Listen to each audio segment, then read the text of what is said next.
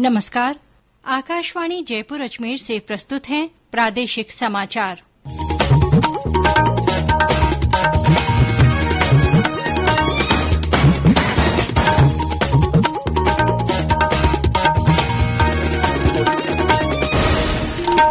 मुख्य समाचार। मुख्यमंत्री अशोक गहलोत ने ईआरसीपी परियोजना के संबंध में मध्य प्रदेश के मुख्यमंत्री से वार्ता की। सरकार पर दबाव बनाने के लिए सांसद किरोड़ी लाल मीणा ने दौसा से जयपुर तक निकाली तिरंगा रैली। गौवंश में फैली लंपी बीमारी के प्रसार को रोकने के लिए सरकार के प्रयास तेज, सहयोग के लिए कई संगठन आए सामने। गृहमंत्री अमित शाह ने सहकारी संस्थाओं को जैम पोर्टल पर लाए जाने की वर्चुअल शुरूआत की। मुहर्रम पर आज हजरत इमाम हुसैन की शहादत को याद किया गया। 2 साल बाद निकाला गया ताजियों का जुलूस। और ओडिशा तट पर बने परिसंचरण तंत्र से प्रदेश में अगले 48 घंटों में फिर बारिश की संभावना। पूर्वी और दक्षिणी जिलों में मूसलाधार के आसार।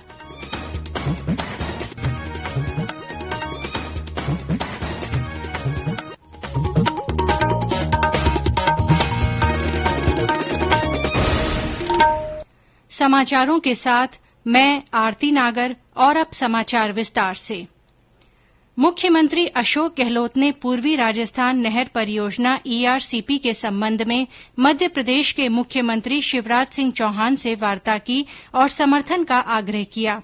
श्री गहलोत ने कहा कि दोनों राज्यों के बीच 2005 में हुई बैठक में लिए गए निर्णय के अनुसार ही क्रियान्वयन किया जाना चाहिए, जिसके तहत राजस्थान राज्य को मध्य प्रदेश से बहकर आने वाले चंबल और उसकी सहायक नदियों के पानी पर 10% से कम हिस्से के उपयोग का अधिकार होगा।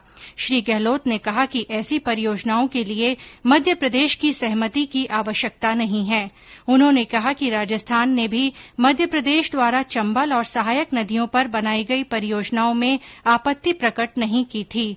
श्री चौहान ने इस पर दोनों राज्यों के सभी मुद्दों पर चर्चा और सहमति बनाने के लिए एक बैठक रखने पर सहमति जताई है। इस बीच ईआरसीपी को लेकर सरकार पर दबाव बनाने के लिए राज्यसभा सांसद डॉ किरोड़ी लाल मीणा ने समर्थकों के साथ जयपुर के लिए कूच किया। दौसा के नांगल प्यारीवास से शुरू हुई तिरंगा रैली में सांसद मीणा के साथ बड़ी संख्या में ईआरसीपी में शामिल जिलों के लोगों ने भाग लिया। गौवंश में फैली लंपी बीमारी के प्रसार को रोकने के लिए सरकार ने प्रयास और तेज कर दिए हैं। बीमार पशुओं को बचाने के लिए विशेष इंतजाम किए जा रहे हैं। वहीं मृत गायों के निस्तारण के लिए भी आवश्यक व्यवस्थाएं की गई हैं। पशुपालन विभाग द्वारा टीकों की उपलब्धता बढ़ाने के साथ ही दवाइयों का अतिरिक्त स्टॉक प्रभावित जिलों में भेजा जा रहा है। गौपालन मंत्री प्रमोद जैन भाया ने कहा कि इस बीमारी की रोकथाम सरकार की सर्वोच्च प्राथमिकता है। उन्होंने कहा कि गौवंश को बचाने के लिए दवाइयों के साथ प्राचीन पद्धति के उपचार को भी काम में लिया जा रहा है।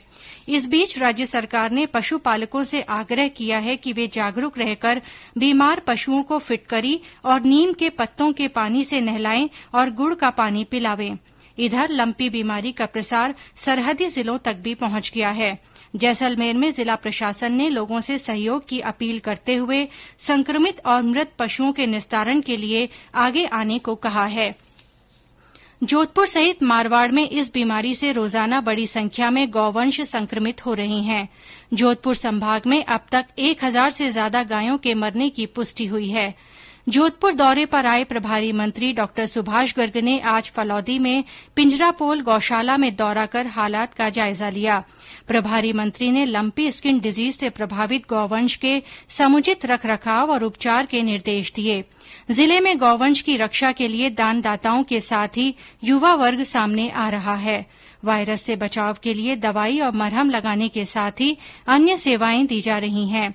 Rajasthan association of north America Rana की ओर से भी चारे के ट्रकों के साथ दवाइयां और गोट पॉक्स वैक्सीन भिजवाई जा रही है।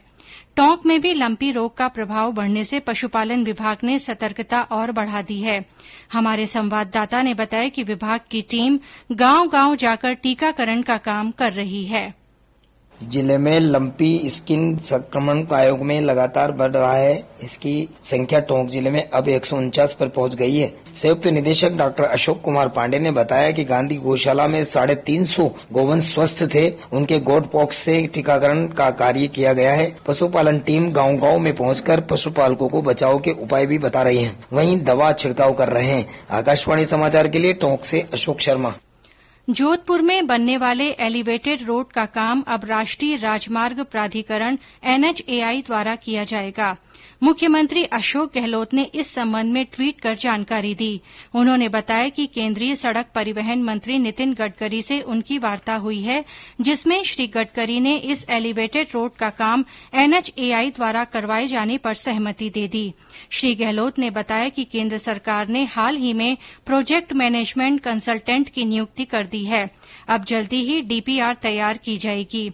इधर केंद्रीय जल शक्ति मंत्री गजेंद्र सिंह शेखावत ने भी इसी संबंध में केंद्रीय मंत्री नितिन गडकरी से मुलाकात कर इस परियोजना को जल्द शुरू करने का आग्रह किया।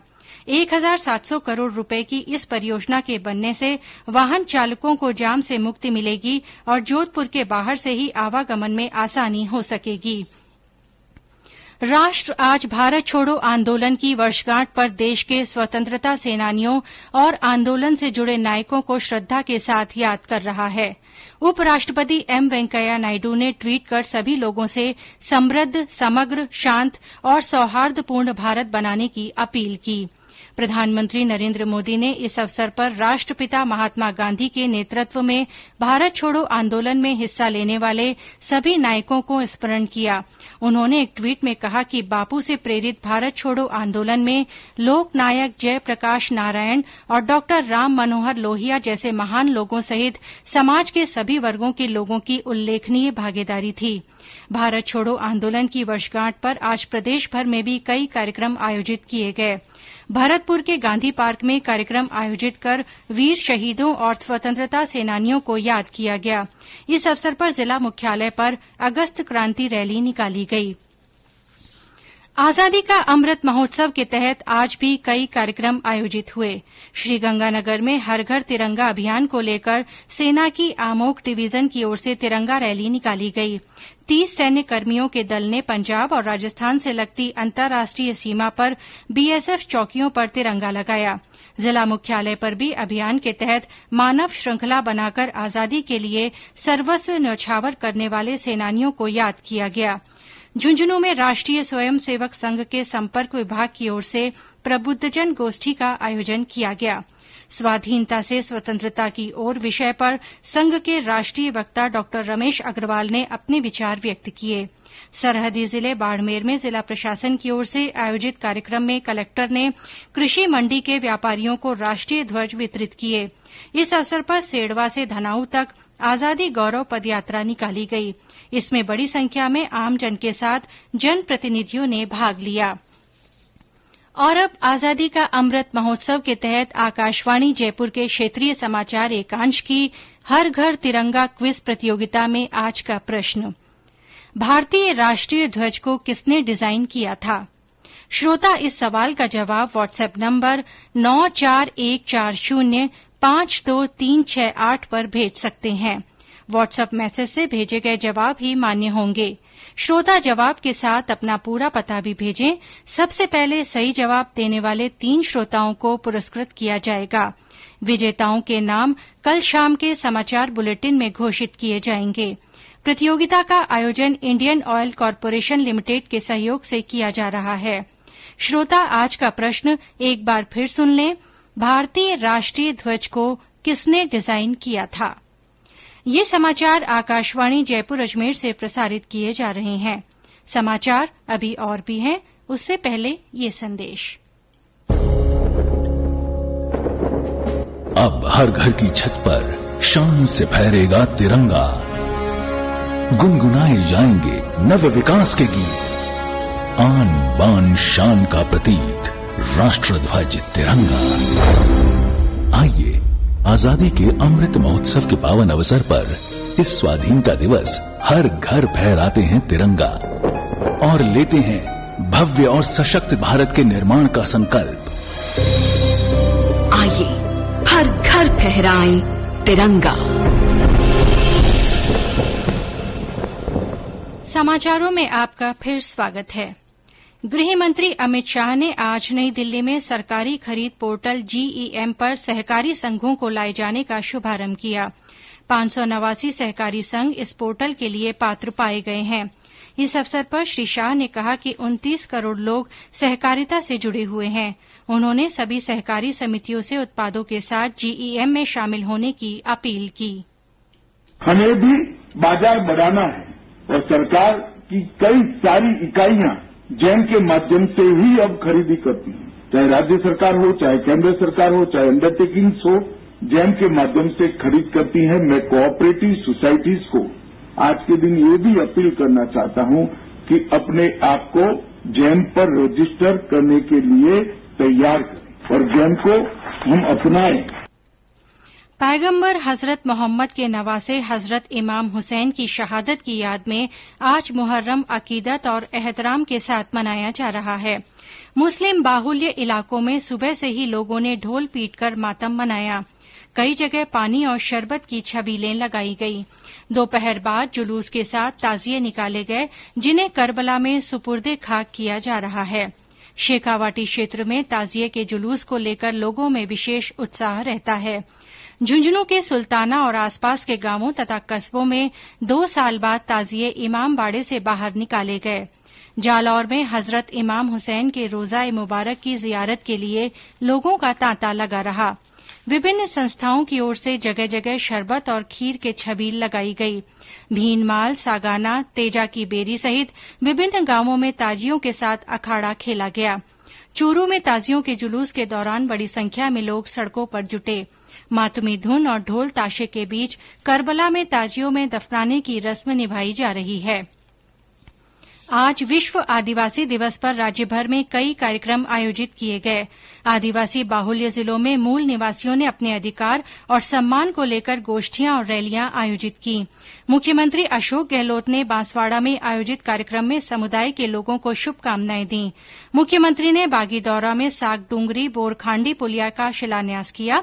इस दौरान जनजातीय विकास मंत्री महेन्द्रजीत सिंह मालवीय और कांग्रेस प्रभारी अजय माकन सहित कई नेता मौजूद रहे। बांसवाड़ा जिले भर में गांव से लेकर शहर तक विश्व आदिवासी दिवस की धूम मची हुई दिखाई दी। राजा बांसिया भील की प्रतिमा पर विभिन्न जनजातीय संस्थानों के पदाधिकारियों एवं समाजजनों द्वारा माल्यार्पण किया गया। जनजातीय लोगों ने अपने पारंपरिक वेशभूषा धारण किए हुए विभिन्न वाद्य यंत्रों के साथ में गैर नृत्य का लुत्फ उठाया। आज मुख्यमंत्री अशोक गहलोत भी वागड़ क्षेत्र के दौरे पर रहे। उन्होंने भी जनजातीय लोगों को विश्व आदिवासी दिवस के उपलक्ष्य में हार्दिक बधाई व शुभकामनाएं दी। राजेश सोनी, आकाशवाणी समाचार, बांसवाड़ा। सिरोही जिले में जिला मुख्यालय पर रैली निकाली गई, जिसमें बड़ी संख्या में आदिवासियों ने हिस्सा लिया। गौरतलब है कि हर साल 9 अगस्त को मनाए जाने वाले अंतर्राष्ट्रीय आदिवासी दिवस का उद्देश्य पूरी दुनिया में मूल निवासी समुदाय के योगदान और उनकी उपलब्धियों को याद करना है। और अब मौसम।